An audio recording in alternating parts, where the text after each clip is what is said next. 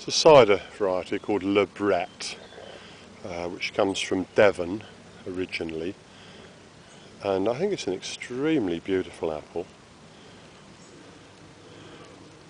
I didn't deliberately plant this. I ordered a variety of apple called Sweet Alford, having read about it in a book, and thought that it might be a good one to complement my collection of cider apples, which I ordered from Scott's nurseries, Merriot in Somerset, about 20 years ago.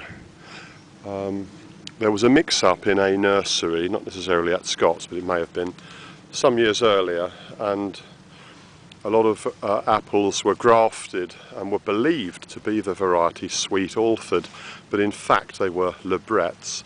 Now, nobody noticed this for a number of years because the apples are very similar, but there are critical differences, and I studied Liz Copaz's excellent book, A Somerset Pomona, and compared it with this fruit, and confirms it is indeed Bret.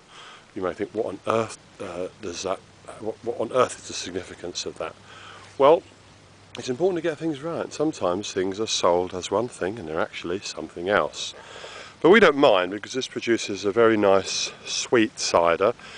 On its own, it makes the cider a bit thin, but combined with other bitter apples such as Dabinet or Harry Masters Jersey, Yarlington Mill, Kingston Black, it can make a really lovely sweet cider. In fact, Julia really has asked me to plant some, well, not so much to plant some more of these, but to make some cider which uses a lot of this particular variety, because it's such a sweet apple, extremely sweet.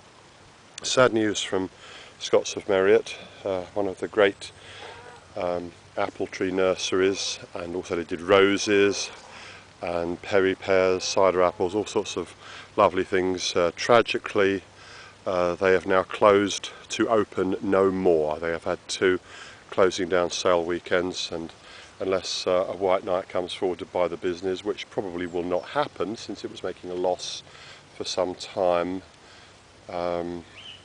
because the big name fruit, the big name plant nurseries and garden centres, which are easier to find. Scott's of Merriot wasn't a very easy place to find. We may losing money for a while, and now tragically one of the key workers there has tragically died at the young age of 49 through brain cancer. God rest his soul, a very sad event. And as a result, Scott's Nurseries, from where we obtained our original cider tree rootstock, has passed into history. So that's one less of the great fruit tree nurseries which stocked heritage rare old apples of England. Another one gone. There's about 3 left now.